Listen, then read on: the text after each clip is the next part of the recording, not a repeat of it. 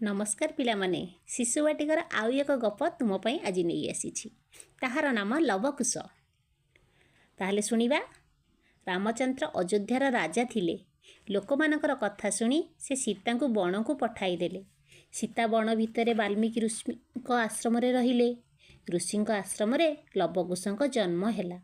तुहे ऋषि आश्रम बड़ हेले। ऋषि पाखरे बसी वेद उपनिषद पुराण सबू पढ़िले। लवकुश राजकुमार थिले। ऋषि सेमानंकु अस्त्रशस्त्र चलाइबा सिखाइले। दुई राजकुमार खुशी रे ऋषि आश्रम रहिले।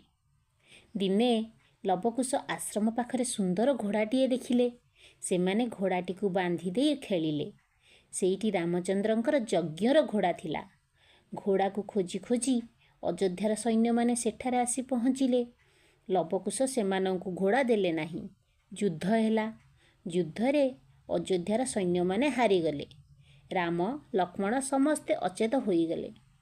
लवकुश हनुमान को दौड़ी रे बांधी घोड़ा सहित माँ सीता पाखक नहीं गले।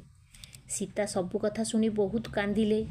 वाल्मीकि ऋषि मंत्र जल पकाई राम लक्ष्मण और समस्त सैन्य को चेता कराईदेले।